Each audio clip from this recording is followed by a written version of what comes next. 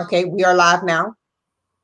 Good morning, everyone. Welcome to Positive Vibes. I have here with me my instructor, my coach, my mentor, and certified firearms trainer and the best at what he does, Dr. Leonard Holifield. Good morning, Dr. Holifield. We have a lot to cover. There's been a lot of things going on. Ladies, ladies and men, get your pens, get your pencils. We have a lot of information for you this morning in regarding firearms, how to carry, what should you carry, and being safe and carrying legally. Take it away, Dr. Holifield.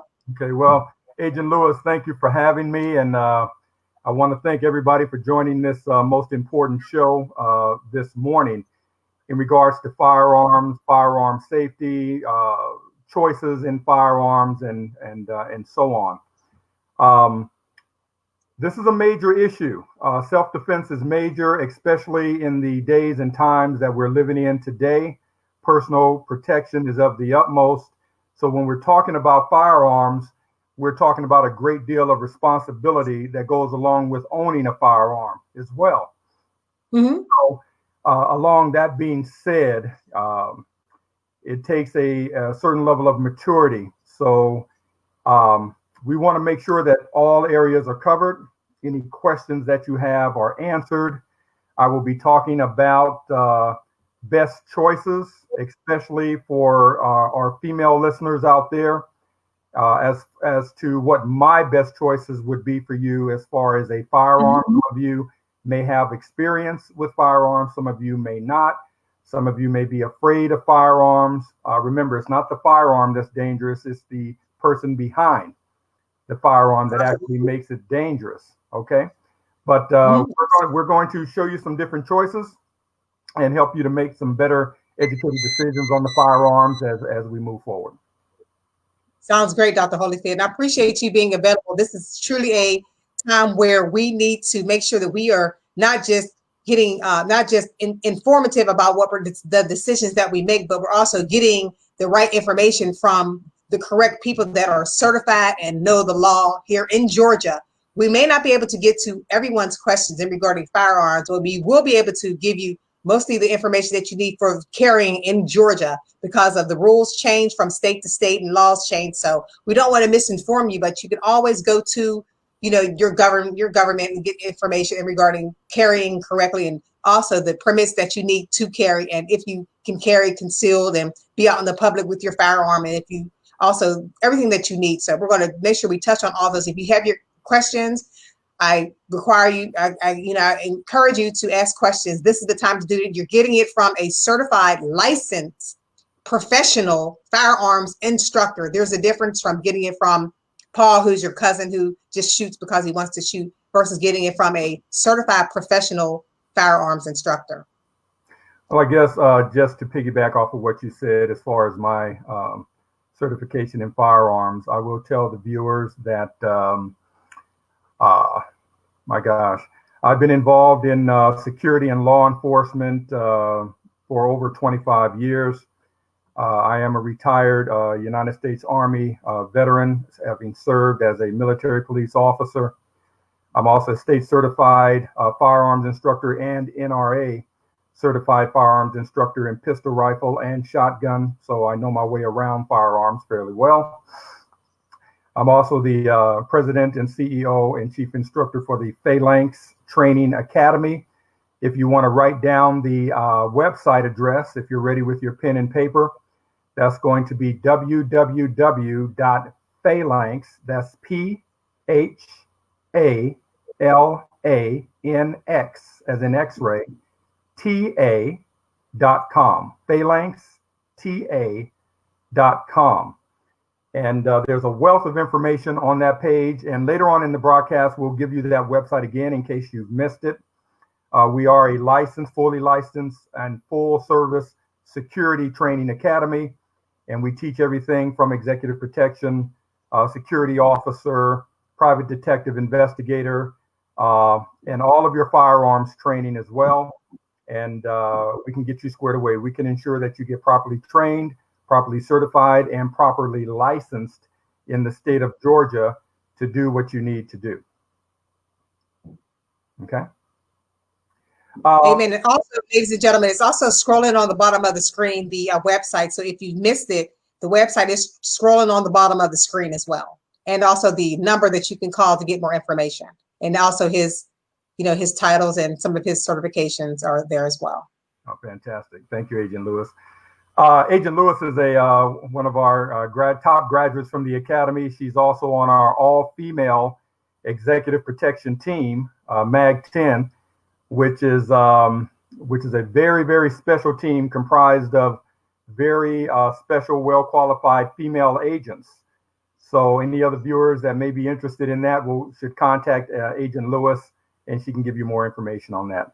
Okay, so let's talk about firearms. Let's talk about, first of all, in the state of Georgia and in most states throughout the country, depending on what your state requirements are, every law-abiding citizen can own a firearm, and you can apply for what we call a firearm permit or a firearm license, or in this case, a Georgia weapons permit, okay, in the state of Georgia. Now, let me tell you this. You can go down to any gun store and you can purchase a firearm without that license, because what's going to happen is when you go down and you find a firearm, let's say you do not have your license, you can get that later, but let's say you go down to purchase a firearm, they're going to run what's called an NCIC background check, okay? That is a national criminal background check. So they're going to run that on you at the gun store to make sure that you don't have any criminal record or anything on your background that would prevent you from owning a firearm. They're going to run that right there. It may take about 5 minutes or so. Then you'll be able to purchase your firearm. Now, once you purchase your firearm and you do not have your license, you can still purchase it. You are legally approved to keep that firearm and carry it in your home or in your vehicle. This is without the license. Okay, you are restricted to only keep that firearm in your home for personal self-defense and in your vehicle, because your vehicle is considered an extension of your home. So you can carry your firearm in your home and in your vehicle. Now, that being said, once you apply for your firearms license, and what you would do is you would go down to your local probate court.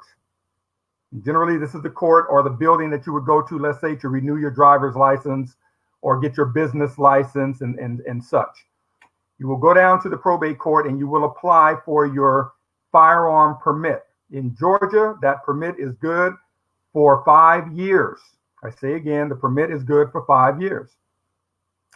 You'll go down, you'll fill out a basic form, okay? You will apply for your license. They will also run an NCIC background check, okay? To make sure that you don't have anything on your record that would, again, prevent you from owning a license. And they will take care of everything there and take your photo, and you will be done with that process. I believe there's a fee of 70 some odd dollars, okay? I don't know the exact fee, but it's in the 70s. You pay a one-time fee. And then the turnaround time is somewhere between 2-3 weeks or so. So within that time, you will receive your firearms license in the mail. And with your license, now you are legally able to carry that firearm concealed or exposed. Concealed meaning in a holster under your clothes or in your purse, out of view, or you can carry it exposed on your hip, exposed. I personally recommend, if you're carrying a firearm for personal self-defense, is to keep it concealed. Never carry it exposed, because for the simple fact that if the bad guy wants to rob you and he sees your firearm, you are his immediate threat. He doesn't want to get shot, so what's he going to do? He's either going to shoot you or he's going to steal your firearm from you to prevent you from defending yourself against him. Okay, so you never want to give that away. Always keep it hidden so that you can use it when the opportunity presents itself. Okay, so once you get your license, you're good to carry outside of your home. Let's say if you're going to the store to shop, away from your car, away from your home, you're legally able to carry that firearm with your license. I just recommend everybody get a license. Just go ahead and get it. There's nothing on your background and that would prevent you from getting it. Apply for your license and go ahead and get legally licensed.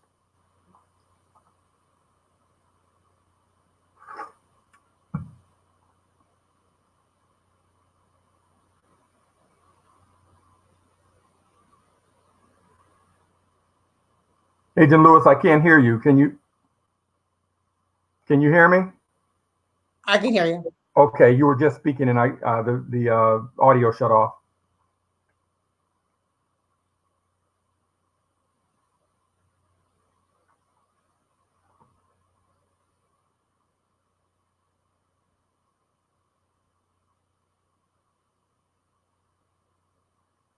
Agent Lewis? Can you hear me? Yeah, it looked like when you were speaking, it looked like your mic was muted.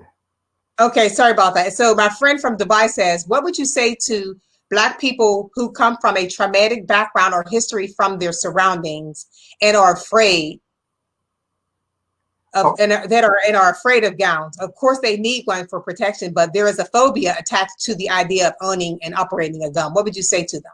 I understand completely that phobia. What I recommend to those that are afraid of guns, okay, you may want to opt to get a taser. And what I mean by a taser, there's two types. There's a stun gun, and then there's an air taser. The stun gun basically is a small unit that you would hold in your hand, and you would touch a person at close quarters with it, okay, to give them a shock of what is rated at 50,000 volts. Now, the air taser is extremely effective. It has a range of 15 feet for civilian tasers. There's a difference. There's a civilian taser and there's a law enforcement taser. Law enforcement tasers have a longer range and they are usually identified by the color green. Civilian tasers are identified by the color yellow. Okay. Mm-hmm. Now, the taser is extremely effective in that it will deliver 50,000 volts of electricity into the attacker's body. The attacker will experience what we call EMD, or electromuscular disruption. What's going to happen is going to tense up all of the muscles in his body, and he's going to drop like a sack of potatoes. And it's going to make him extremely disoriented and very weak and very compliant. This is why law enforcement officers use their taser on a suspect because, number one, it's non-lethal. Okay, let me say that again, it's non-lethal. And it will give you the desired effect and drop a person in his or her tracks.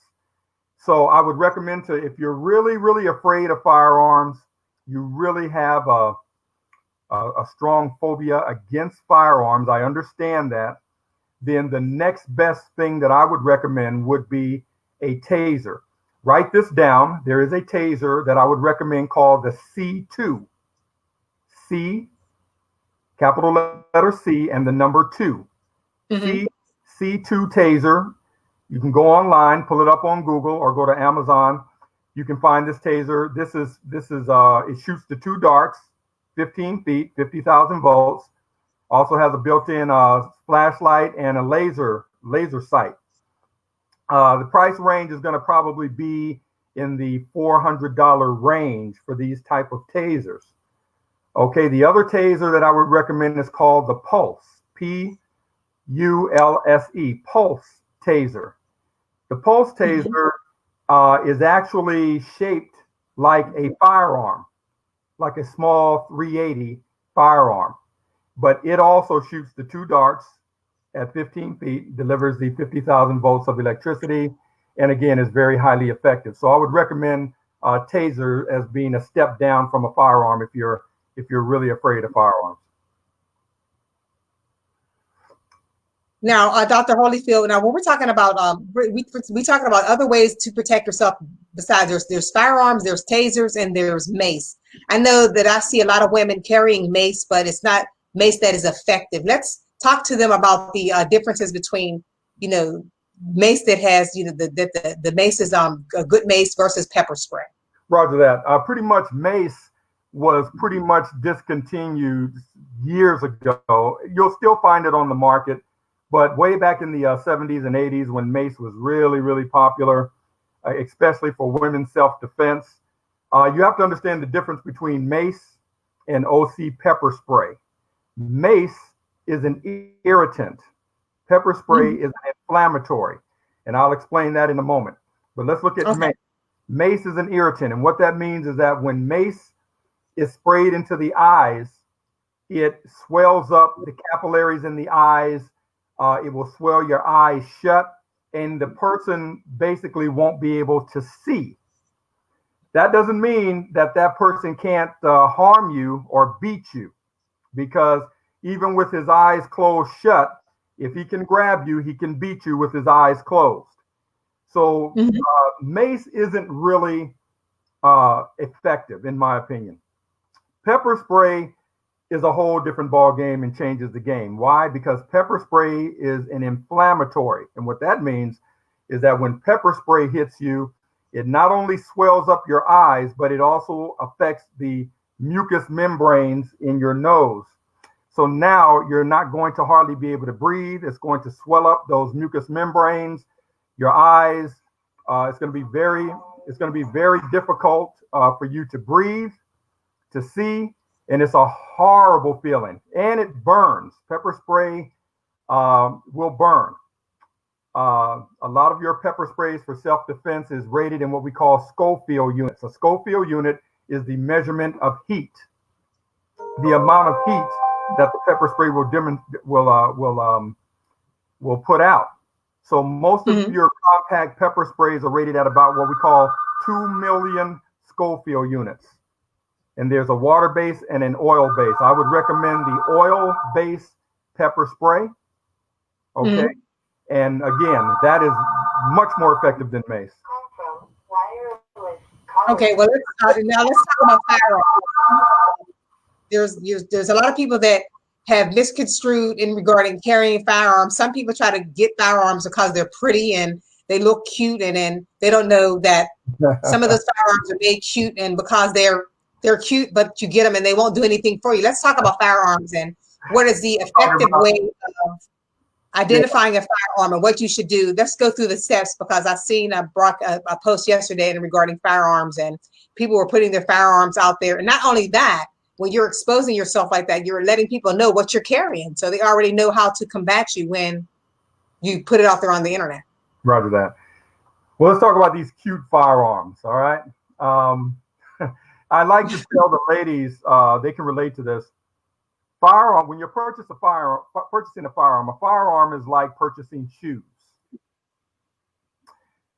When you go to purchase a pair of shoes, you're going to make sure that not only that it looks good, you want to make sure that it feels good, that you got the proper fit, and so on. When you're purchasing a firearm, the most important thing is how it feels in your hand, functionality, if it's user friendly, if it's easy for you to manipulate, okay, if it's a semi-automatic. And I'm going to demonstrate to you the new Smith & Wesson M&P Shield EZ, which I think is a fantastic semi-automatic choice for the ladies. But you want to make sure there's a lot of different variables that goes into purchasing the proper firearm. Here's the other thing. When you go down to purchase a firearm, a lot of your gun stores, or there's several that do have ranges. Okay, they have ranges. So, and they will let you rent a firearm to test drive it, if you will, on the range. So I recommend, if you do find a firearm that feels good in your hand, it feels good, it operates good, you can manipulate the slide, everything, it feels good in your hand and whatnot. Now you need to test drive that firearm. You need to rent one at a range, the same one. And then you need to go out there on the range and you need to fire a few rounds downrange. I would recommend that you go with someone that is knowledgeable about firearms, okay, or a firearms instructor or a friend of yours that is well versed with firearms.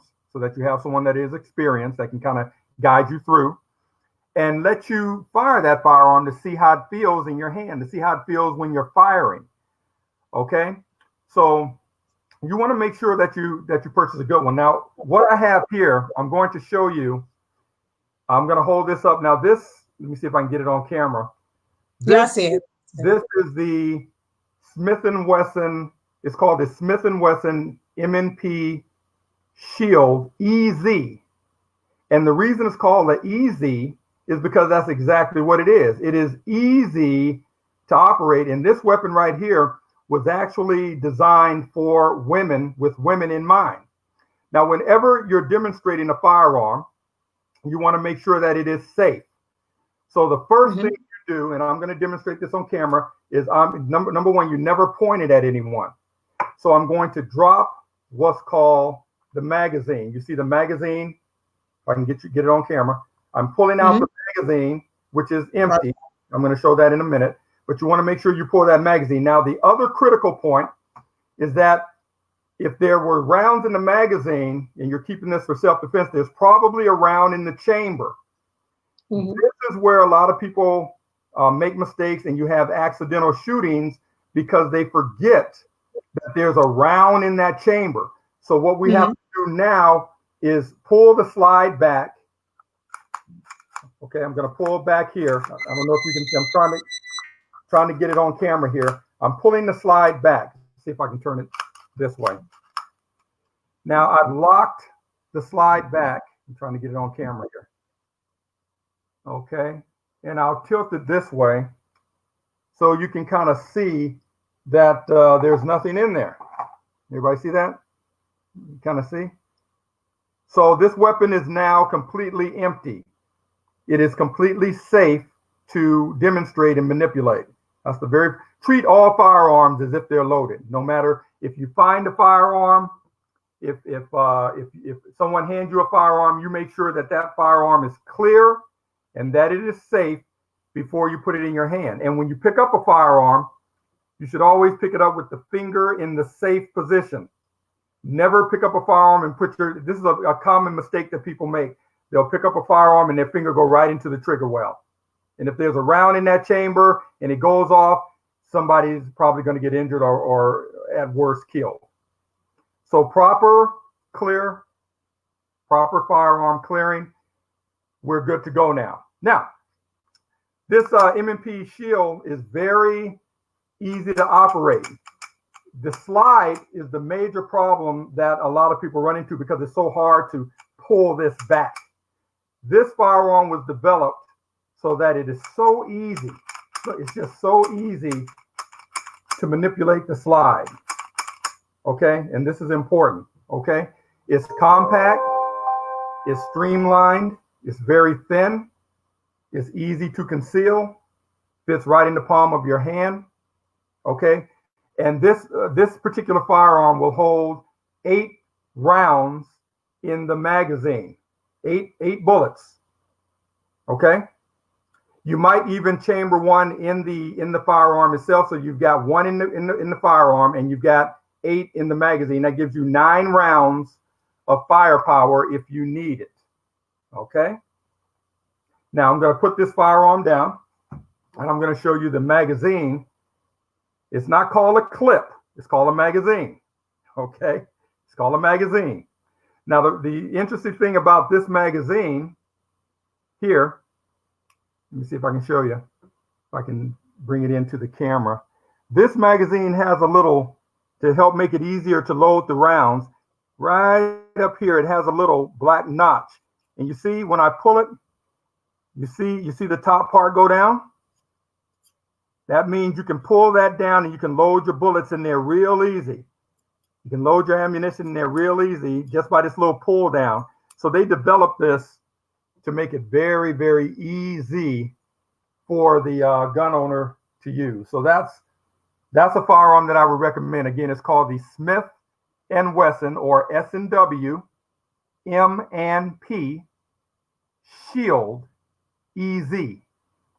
Price range is about $400, maybe a little bit more, $400 range.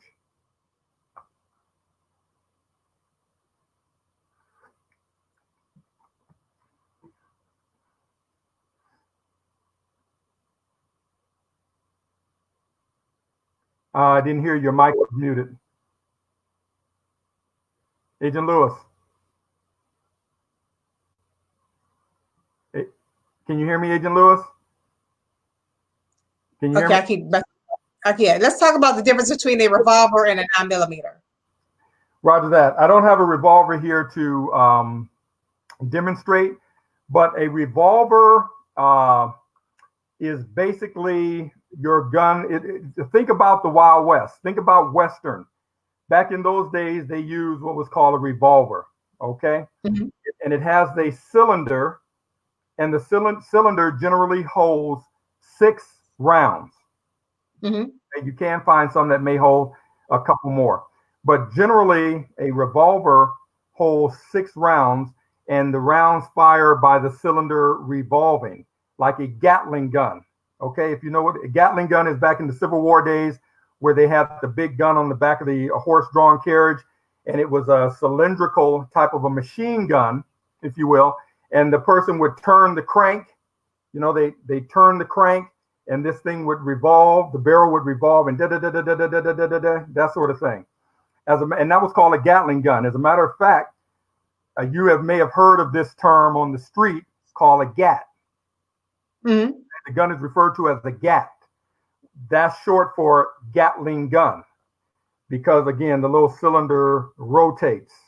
Okay, now the big difference between a semi-automatic and a revolver is, again, the cylindrical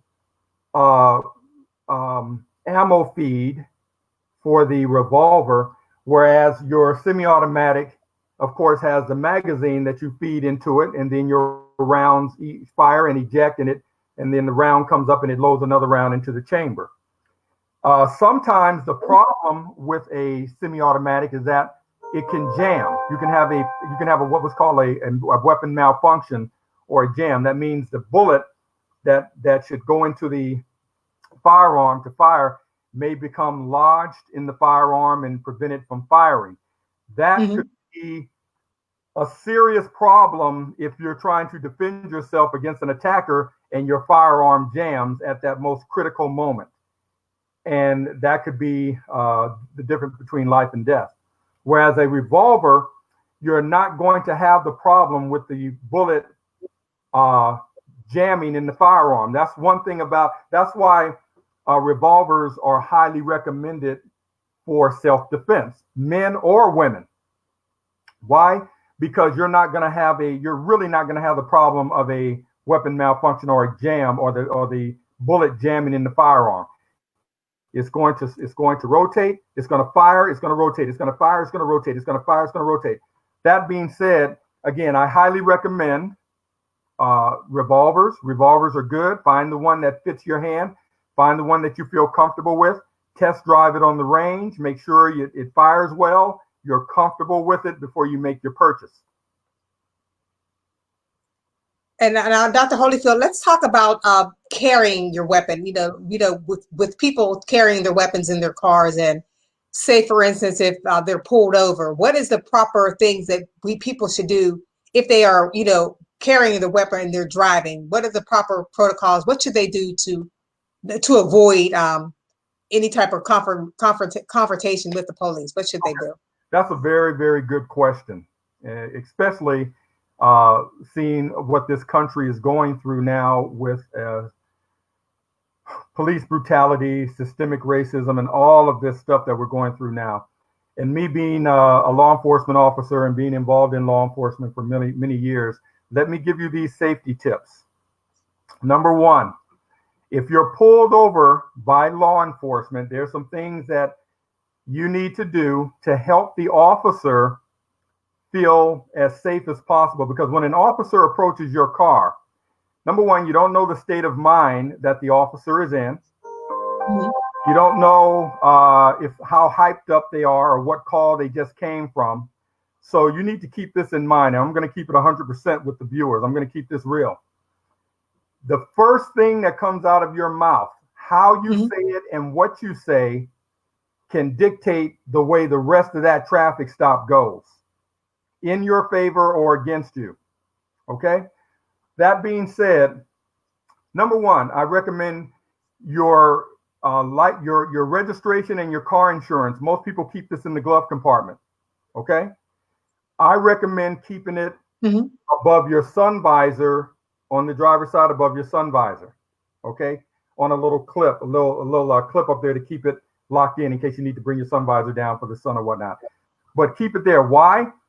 Because when a law enforcement officer stops you and they see you they see you leaning over to the right, going into your glove compartment, you could be going for anything in their opinion. You could be going for a gun, you could be going for a weapon. Yes, you could be going for your registration and insurances, which is where most people keep it. But again, the officer doesn't know that. So Mhm. if it's above your sun visor, it's much easier to get to. You can tell the officer it's right here in my sun visor if I can grab it for you, that sort of thing.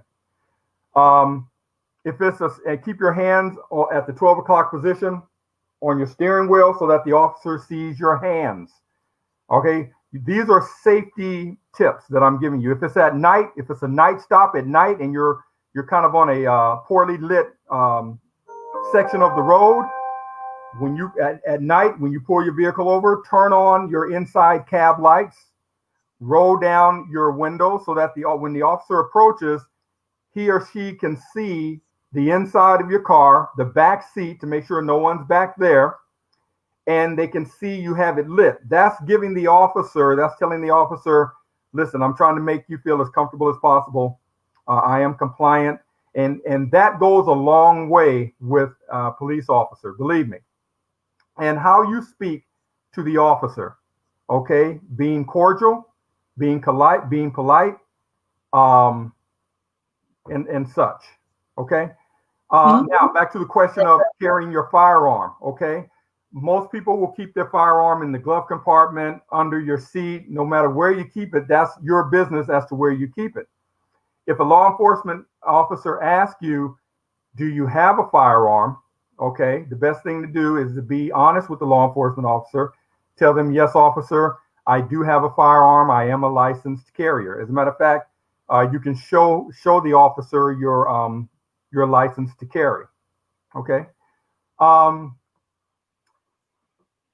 what else? What I was going to add? Do you have anything, Tracy? I'm trying to. Yeah, I had a I point. do.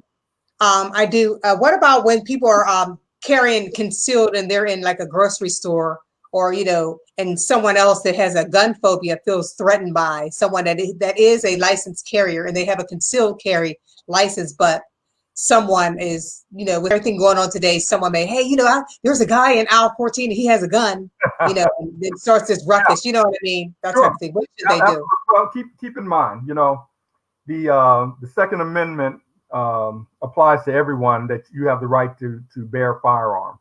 So you're within your legal right to actually have your firearm, provided you have the proper license and permit to carry it. All right. So now there are people out there that will feel uncomfortable if you're carrying exposed. Okay, exposed. That's why I'm not an advocate of carrying exposed. I carry concealed. If it's concealed, no one can see it. No one really knows if you have a firearm, if it's concealed, if it's hidden on you. Mm-hmm. But if you are carrying exposed, you really can't stop a person from feeling uncomfortable or calling law enforcement. That's fine. If they want to call law enforcement, they certainly have that right to do so. But if law enforcement arrives on the scene, you explain to law enforcement, you are a licensed carrier. Here's your permit. You're within your rights. Now let's talk about something that a lot of people don't. A lot of people think that you can just you can purchase a gun and okay, I got my gun. But let's talk about safety with the gun. You bought this gun and you have kids, that may come over your house. Let's talk about safety, because a lot of people forget about keeping the safekeeping of a gun, whether it be in your car, in your home, and what have you. Roger that. The main thing is, if you have children, this is a major concern, and you want to purchase a firearm. Again, what was the first thing? The first thing that I mentioned on this broadcast when we came on discussing firearms, one of the first things I mentioned was, if you're going to own a firearm, there's a great deal of responsibility that Mm-hmm. goes with owning a firearm. Responsibility. It is your responsibility as the gun owner whether you have children or not, or you have children that visit your home. You may have nieces and nephews and cousins and different, and not only kids, but adults that may see your firearm and not know what they're doing and pick it up. And again, the first thing a person does that is unknowledgeable about firearms, as soon as they pick it up, their finger goes right in the trigger. Mm-hmm. And unknowingly, they may pull that trigger and the shot goes off and hits somebody accidentally. So again, we go back to the owner being responsible. It is your responsibility to ensure that that firearm is in a safe and secure place, number one. If you have now most gun stores and online, you can order a box, a case to keep your firearm in and keep it locked. A lot of your cases now have electronic locks on them, where you can punch in the 4-digit code that only you know to open the box. Some of them have fingerprint identification, where you put your fingerprint on the screen and it will open it from your fingerprint. There's a variety of different lock boxes, if you will, out there for your firearm, or keeping it in a cabinet that is locked.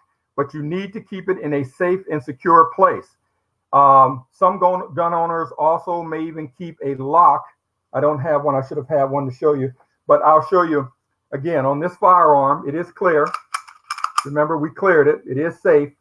There is a lock that actually goes right in here, right in the trigger well. And you can't even put your finger in there because there's a lock in there that you have a key, and it prevents you from even putting your finger in the trigger well here, okay?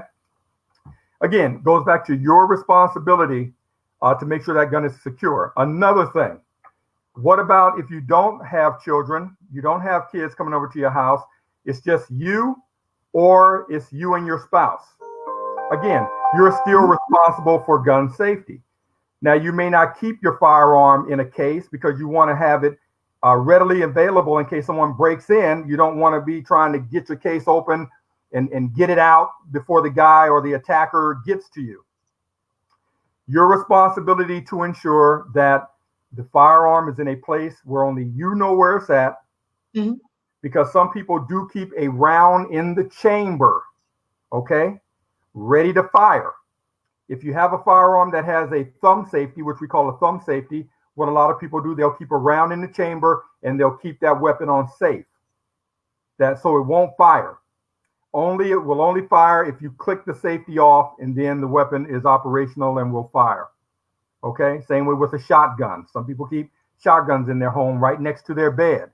Again, your responsibility to ensure that if you want to keep a round in the chamber, that's fine.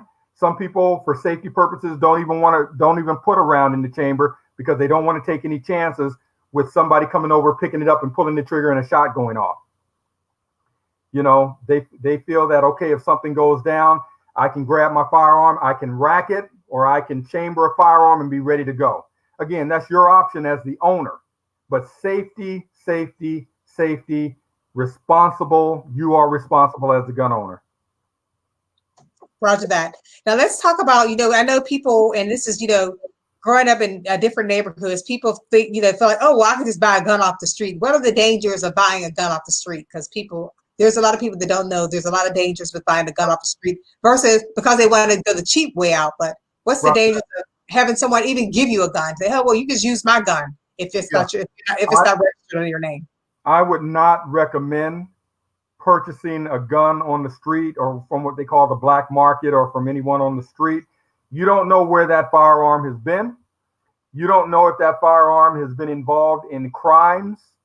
You understand what I'm saying? If the firearm has been stolen, you understand what I'm saying? From somebody else.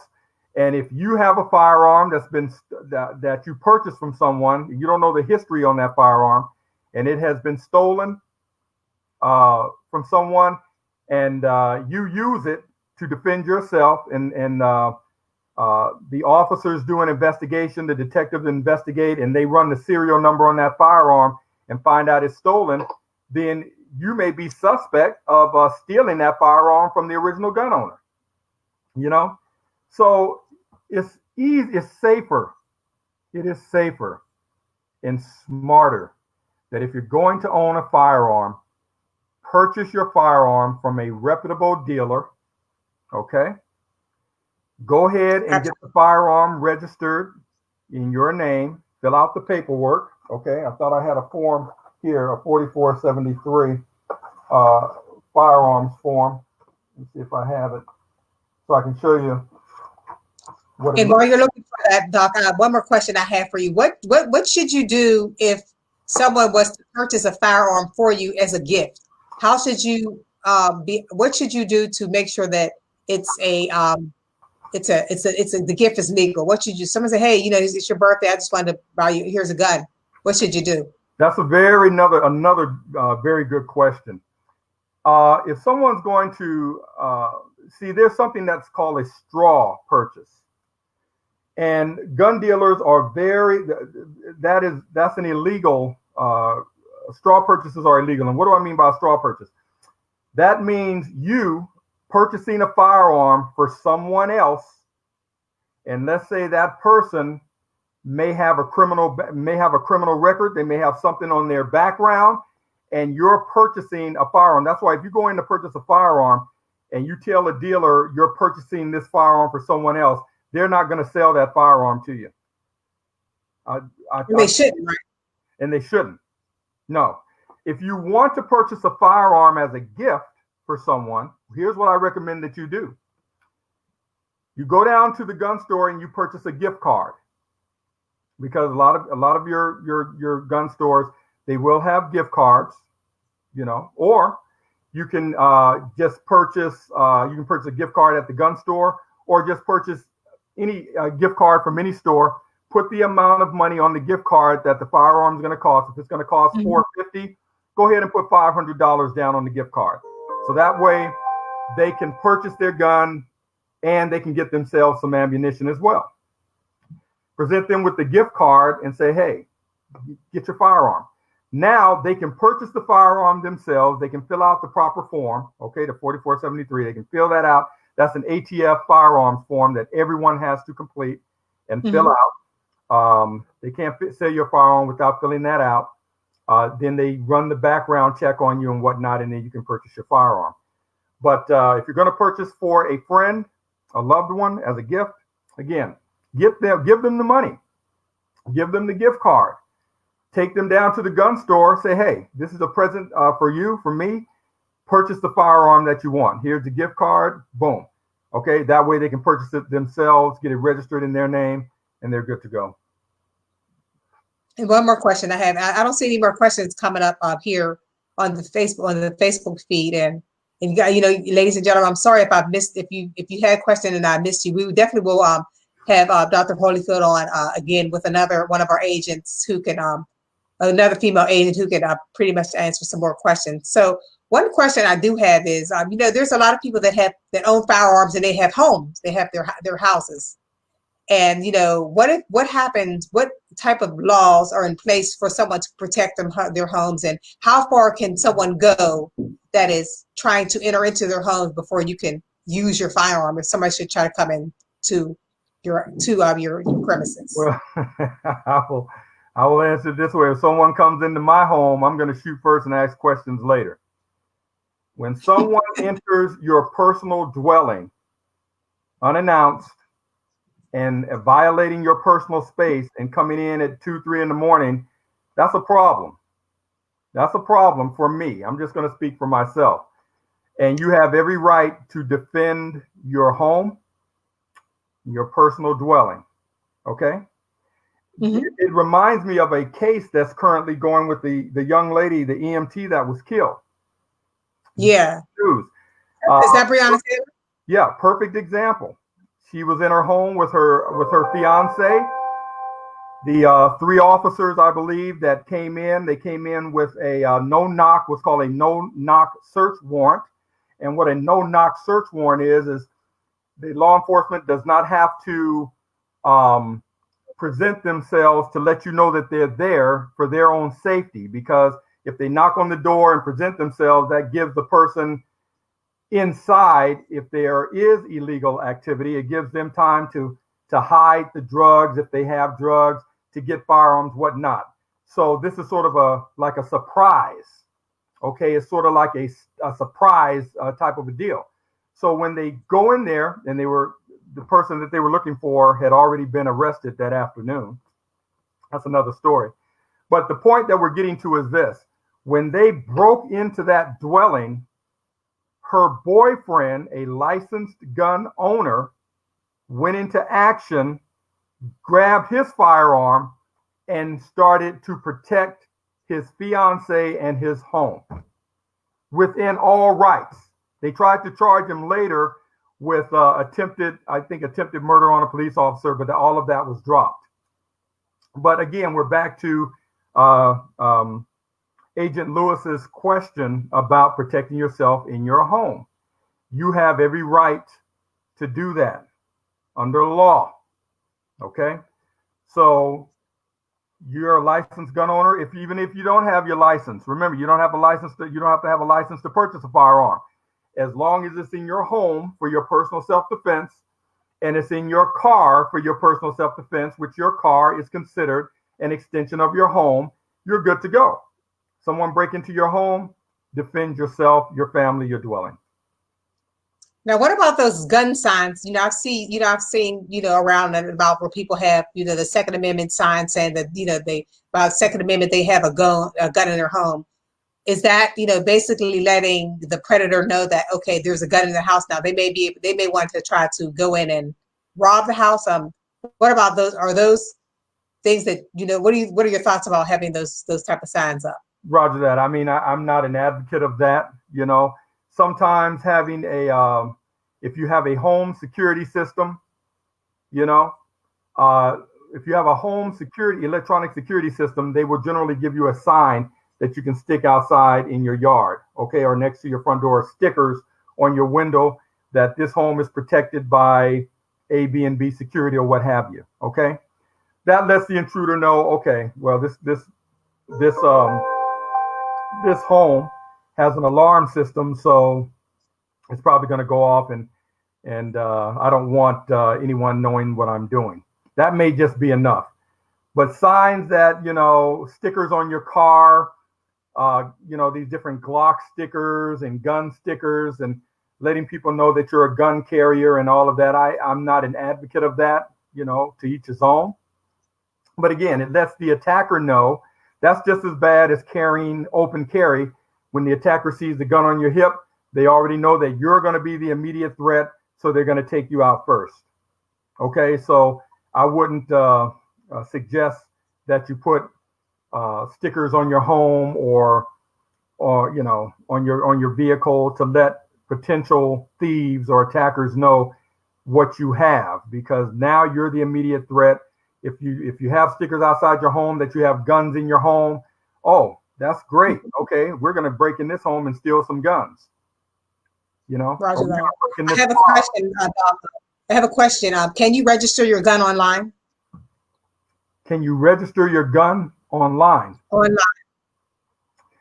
Generally, if you're going to register a gun, you're going to fill out that ATF form. You have to be in person to do that, because there's signatures that's involved. You have to sign that form. You have to personally fill that information out. Even if you do it electronically at the gun store, you're still going to have to put your signature on that form. Okay. Now maybe they do have it where it can be done electronically online. I haven't heard of it yet, where you can sign it electronically and they can still run your background check and all of that. They may have something like that now, especially with the COVID-19 and not wanting to be in close proximity. So it may be able to be electronically signed, is what I'm saying. Go ahead. Now let's talk about other ways that you can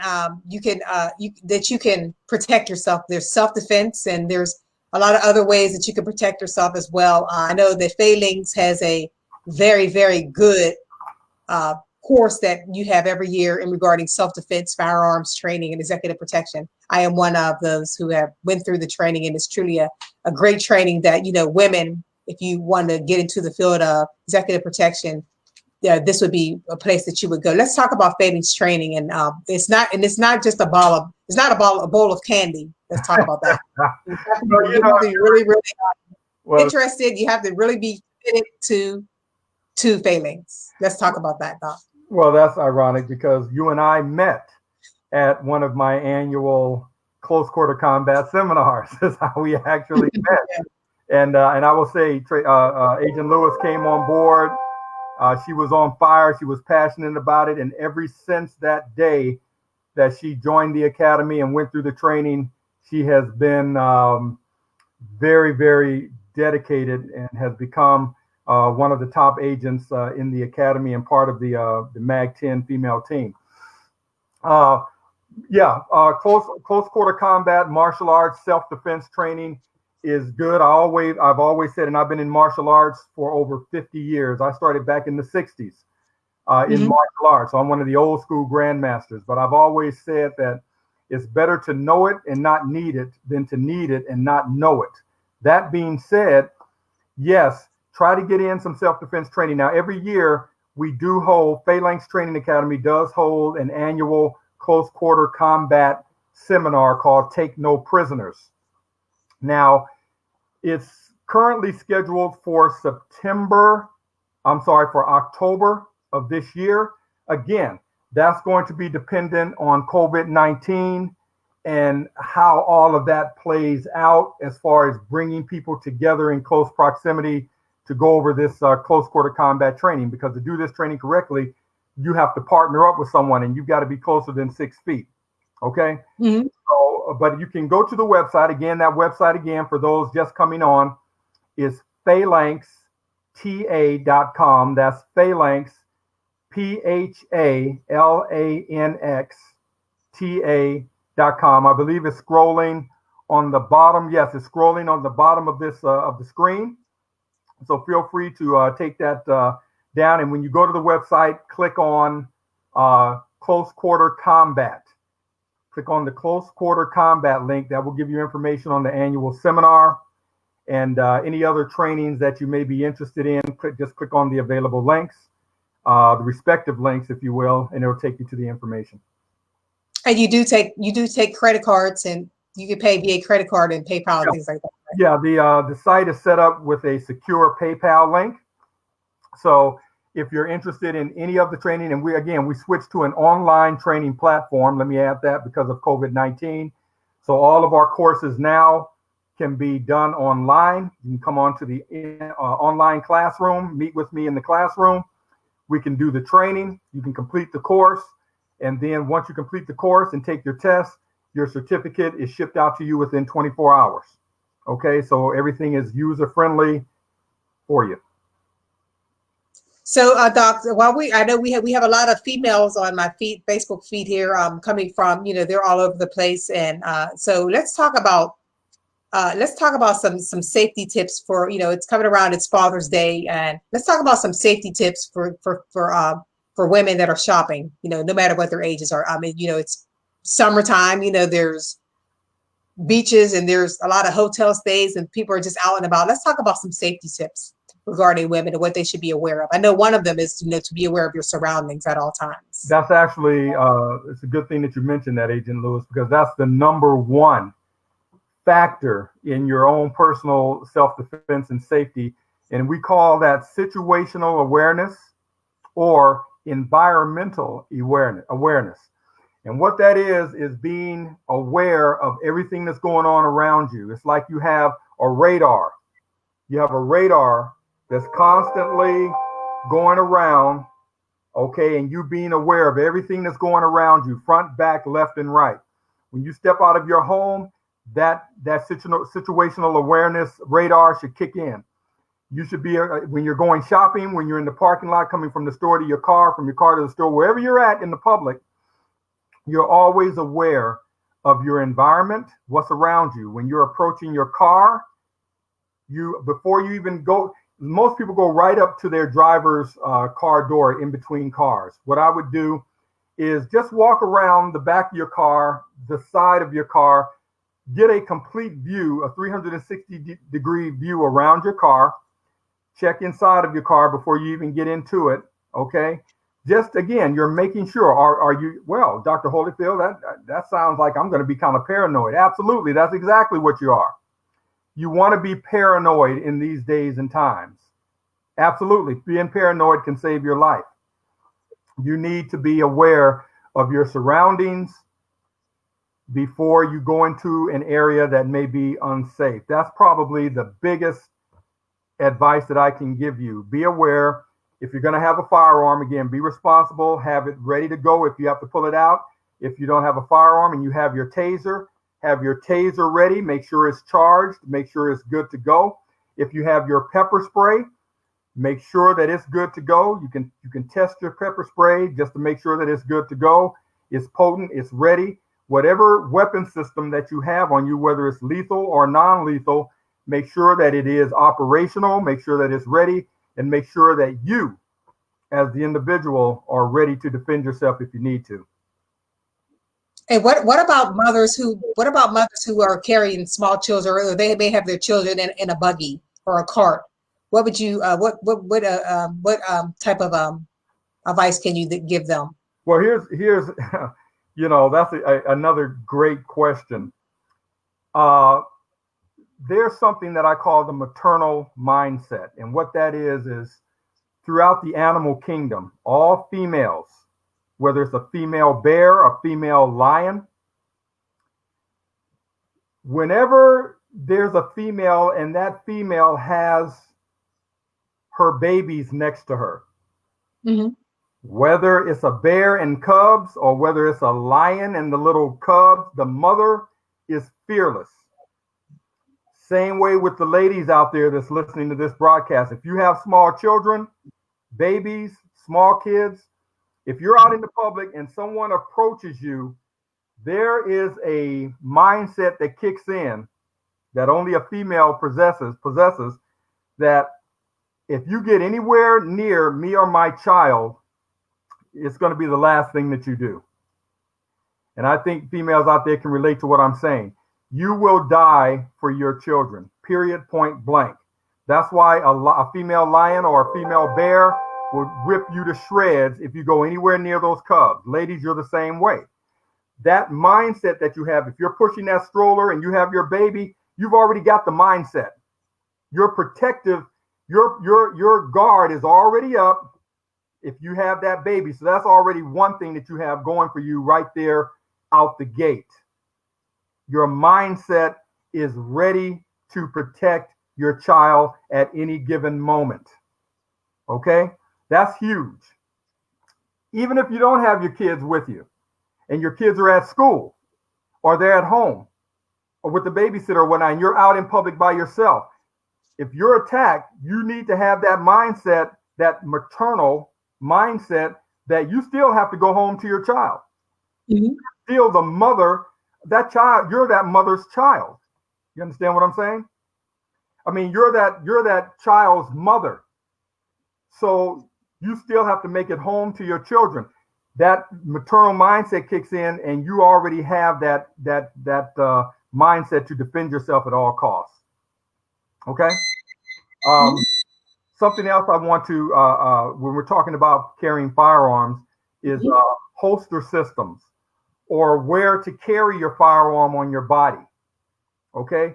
And there's different holster systems, especially for females, because you can carry your firearm concealed in your waistband, your lower back, side of your hip, middle center of your bra. There's a lot of different weapons holster systems. I want to give you some websites to go to.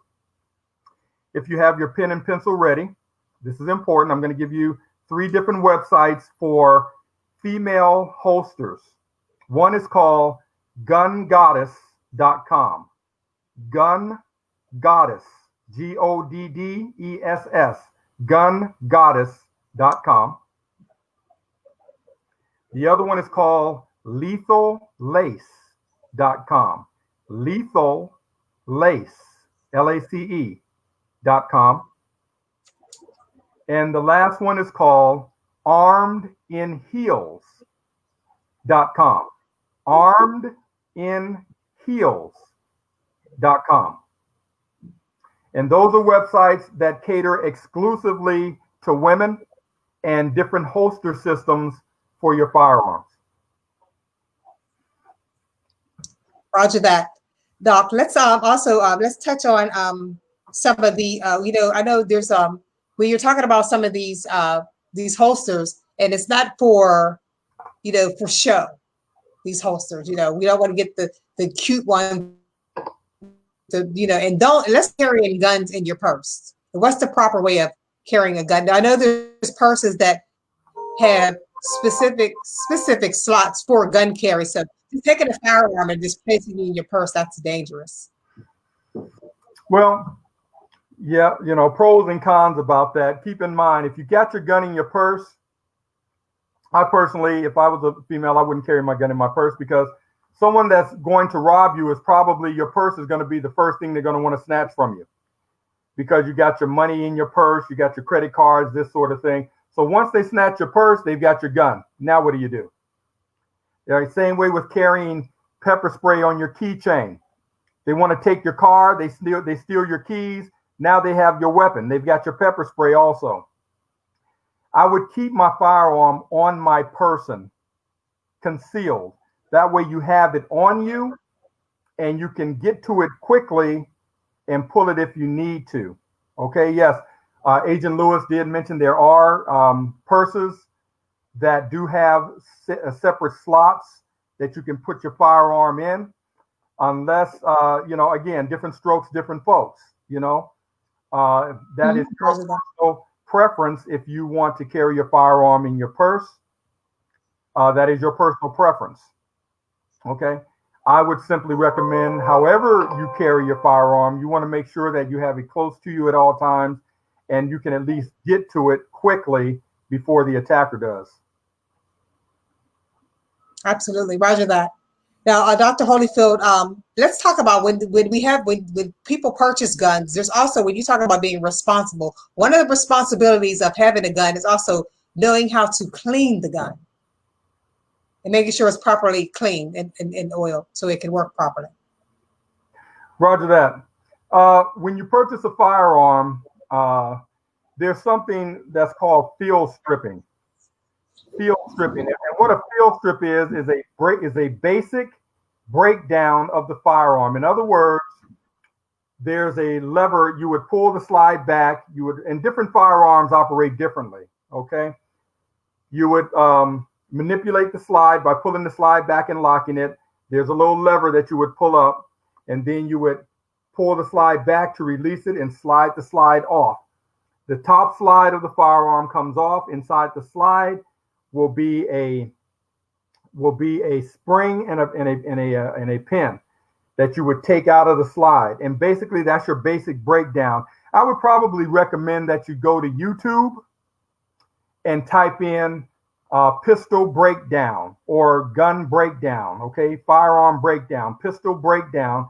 And there's a lot of great videos on YouTube that will show you basically how to break it down. If you purchase a particular firearm, like the Smith & Wesson EZ, okay, again, the weapon is clear, okay? It is clear.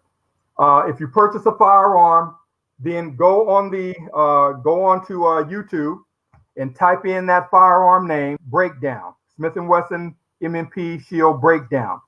And it will have step-by-step instructions that you can follow on breaking your gun down. Why do we break the firearm down? Well, to clean it.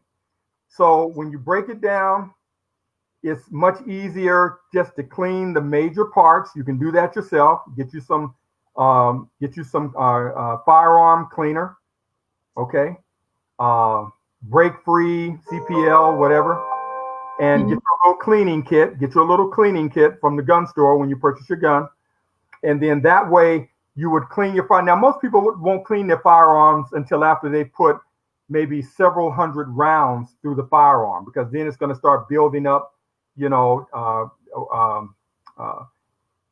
weapon debris. Not weapon debris, but it's going to start building up lead and ash and all of this stuff in the firearm. So after you fired several hundred rounds through your firearm, you might want to clean it out. That's fine. Clean out the major parts. Get a can of air spray, spray it real good, get the fine dust out, clean it, put it back together, and you're back in business. Okay. But proper weapon maintenance and cleaning is all part of owning a firearm and being responsible, for sure. Roger that. Well, Doc, that was a lot of a wealth of information. I didn't have any more questions in regarding, gun, firearms and things like that. There's a class that you said it's coming up in October, and you can go online for that. The website is below. And Doc, let's talk about, you're also an author of a book too. So let's talk about your book before we close out of the broadcast. Well, I've got a book out on close quarter combat, which is a basic hand-to-hand combat book. I wrote that not long after I separated from the military. There's also a book out that I wrote called Solo, Security Operations for the Lone Officer. That's mainly for executive protection agents that work alone by themselves. And I put that together from the many years of experience that I've had working with clients one-on-one.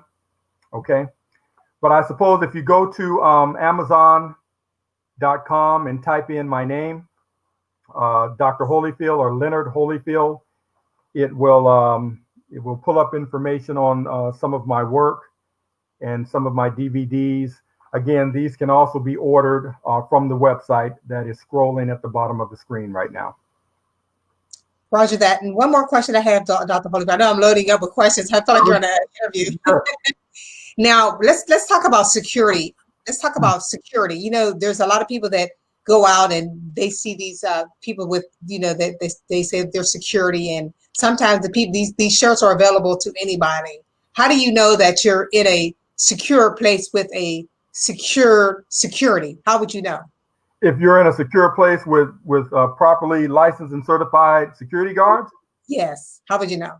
Well, sometimes you don't know. I'll just keep it real with you. Sometimes you don't know unless they are working for a reputable security company. They're in uniform. You can speak to their supervisor. You can contact the company by their business card or whatnot just to confirm. Or if you're in the state of Georgia, you can also go to the Secretary of State website to run a check on anyone or any security company to see if they are properly licensed. Again, you can go to Google and type in SOS Georgia for Secretary of State, Georgia. That will take you to the Secretary of State's website, and there it will have a link where you can verify licenses and verify security companies. And all you would have to do is click on that link and type in the name of the security company. Mm-hmm. And then it will pull up whether or not they are properly licensed in the state. Okay? Or Roger that. Type in any individual's name and it will pull up whether or not they are properly licensed in the state as a licensed security officer as well. Roger that. Now, one last question I have, and then I'll let you go.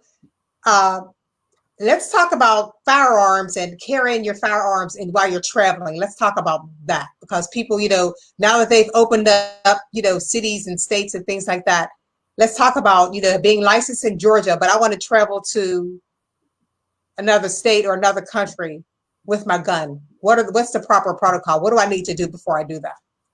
Okay, there's something called reciprocity. And what that means is that whatever state that you're from, when you get your firearms license, that license will have reciprocity to carry in other states besides your own.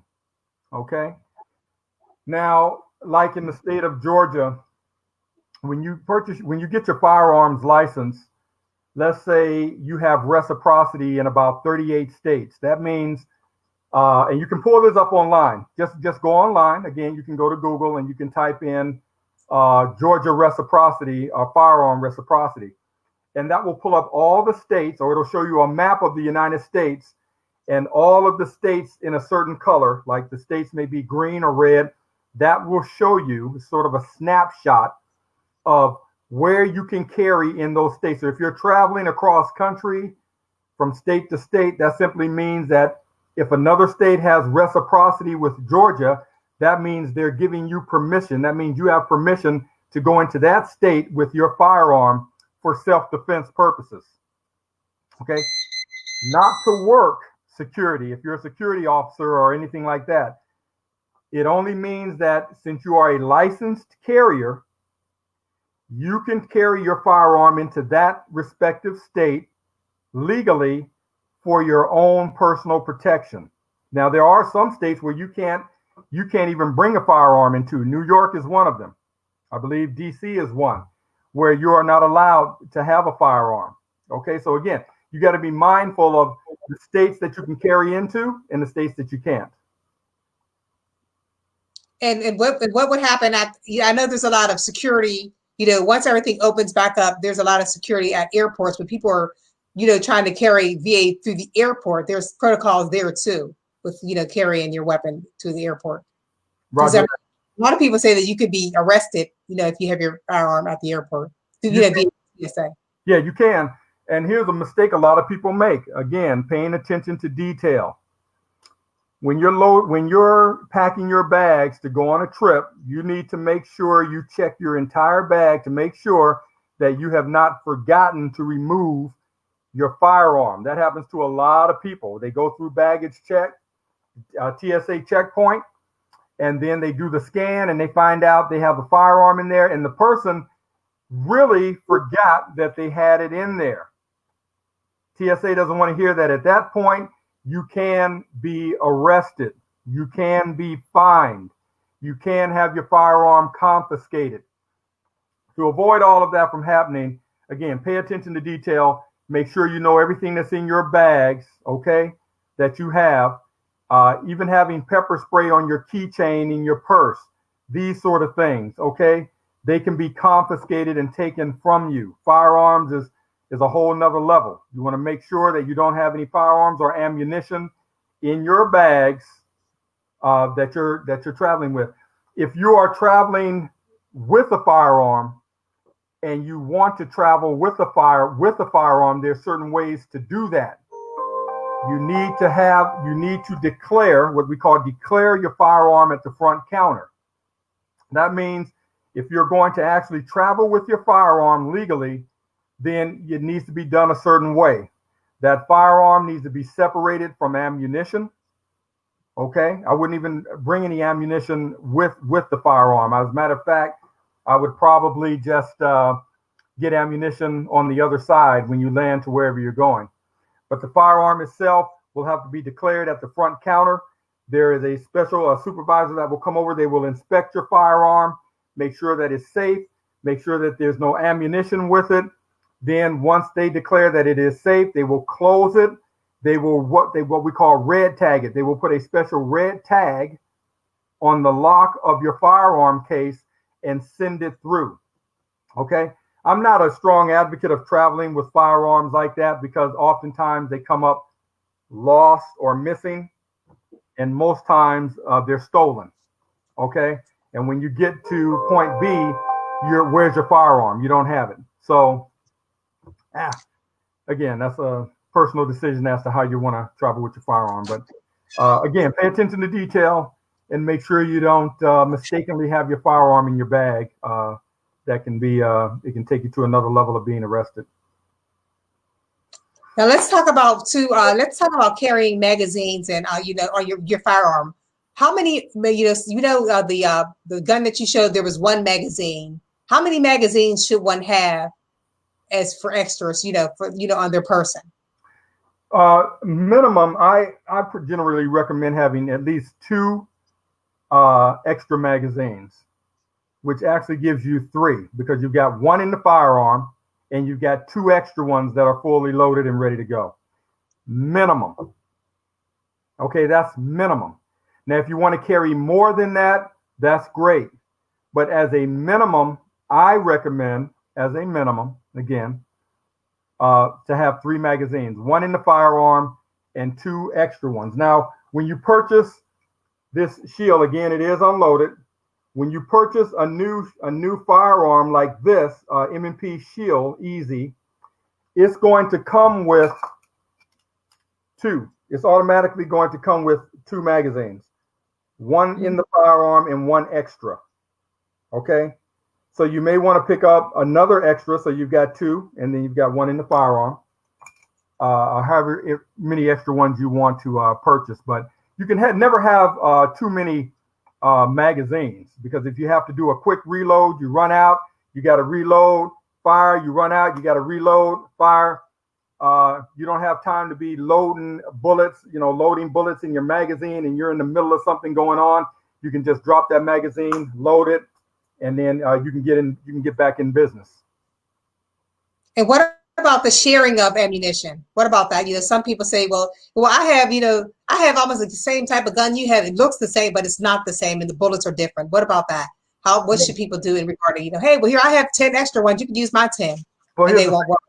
Yeah, Roger, another excellent question. You need to know what type of firearm you're using, and the person that wants to use ammunition, what kind of firearm are they using? Most 9mm, if you're using 9mm firearms, 9mm ammunition will generally fit all 9mm firearms. 9mm is 9mm. 380 is 380. 45 is 45. 38 is 38. So no matter what caliber uh, ammunition you're using, if you have a partner and they have a firearm, you should know what type of firearm you both have. Does he have a 9mm? I have a 9mm. We can both use the same ammo. If he has 45 ammunition and I have 9mm, you're not going to be able to use each other's ammunition, because the ammunition won't fit in his and his won't fit in yours. If you both have a Glock, everyone's heard of Glock. Glock is a fantastic firearm, takes a licking and keeps ticking.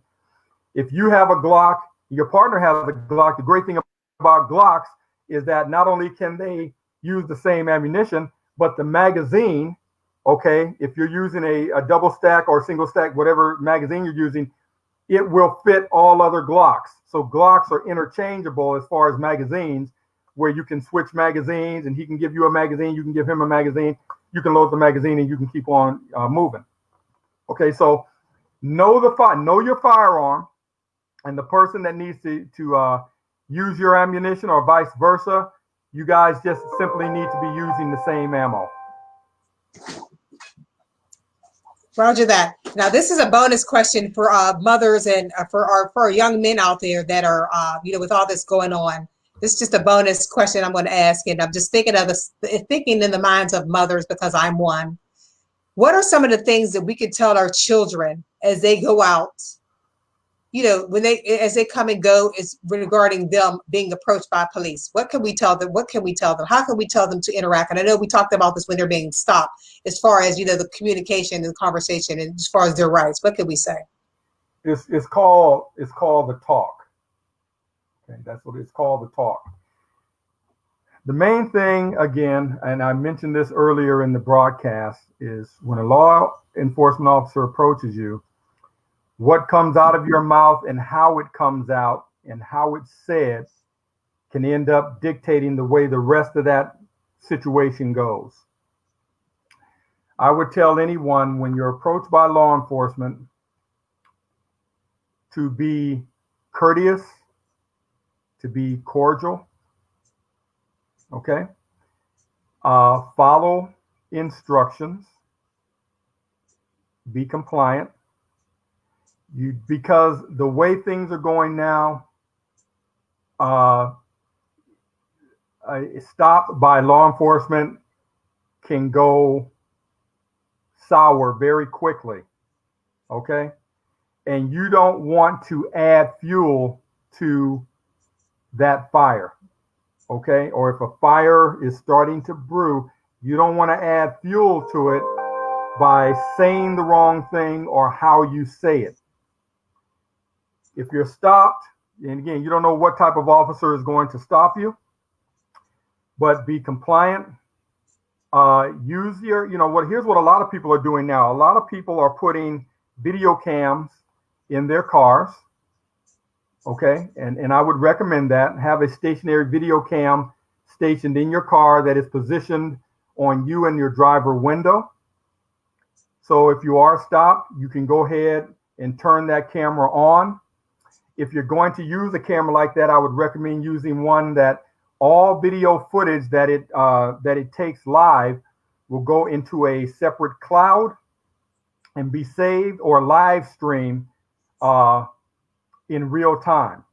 So in other words, even if your camera is taken away or your phone, if you're doing it off your phone, there's different apps. I think one is called Georgia Justice. There's some I don't. There's apps. Go to your Google App Store and click in. Go ahead and type in webcams or security cams, and you'll see some different apps that will pop up that you can actually add to your phone. Okay, video is the new law enforcement, in my opinion. The video, ever since Rodney King's situation, video is the new police officer, because nowadays what you have on video is proof of what's going on in real time. So you want to make sure that if you are videoing, that it's going to a secure location. So even if your phone is taken away from you and damaged or destroyed, the video that was captured on it is not only in your phone that was destroyed, but it also went to a separate location where it can be pulled up later to help in your defense. Okay, this is just the world that we live in now. Okay, so to help keep you safe, you should have some sort of a video device. Even if you have to put your phone on video on voice record and put it in your pocket, at least now you have a voice recording record of what's said between you and the officer. Okay, but again, that's for your own personal safety. Roger that. Well, Doc, you know what? I know you have a lot to do today. You still have some training that's coming up for some of the students and the soon-to-be agents. So I want to, thank you for your wealth of information. It's definitely needed, guys. If you want to have one, if you want to have Doc on again regarding some questions and things that you may have regarding self-defense, there's a class that you can take, and there's a wealth of information. There's a lot of great people to meet. And also to be one-on-one with some of your peers as to how you will defend yourself when you're going in and out wherever you may be. And it's things that you can use not just here in Georgia, but you can use everywhere you go. I would also encourage, if you have teenagers, young females that are on college campuses, this is also a great course. Krav Maga is a great course to know for your teenagers that are on college campuses as well. So it's truly some great information. You'll love to be in company with this great instructor. He's truly a genuine guy, genuine man of authority, and truly gives it to you straight and doesn't sugarcoat anything. So Doc, I want to thank you so much for your time today and all your knowledge. And guys, you should look at the website. There's a lot of things to see, a lot of things that he has been doing. So I congratulate you and salute you, Doc, for all the things that you're doing, and also believing in me. Thank you so much. Well, that's easy to do because again, you're the real deal. You're genuine. I will also add all of the viewers out there, if you're interested in firearms training and certification, we do offer that. You can go to the website that's scrolling at the bottom, click on firearms training. You can register for that course online. It's done in 2 parts. We will do, especially if you're here in Georgia, we will do the first part will be basic firearm fundamentals, where we will enter the online classroom. If you have a camera on your computer, we'll be able to see each other in the classroom. Go through the PowerPoint presentation. I will teach you about all the basic fundamentals of the firearm. We will cover that in its entirety. And then we will just simply need to set up a day for everyone to meet at the range so that you can shoot on the range to get your qualification score. We can get all of that worked out because before I issue you your certificate, you will need to have a firearm score, a target score on your certificate. This is a state certified firearms course. It is the 16-hour state certified firearms course. Okay, this isn't just any course. So the certificate carries a lot of weight. Again, if you're interested, register for it online, and then I'll take you through the steps from there. Sounds great, Doc. Thank you so much, and I look forward to October. Take care. Enjoy the rest of your day. God bless you. Roger that, and thank you for having me. Take care, everyone. Stay safe and healthy. God bless you.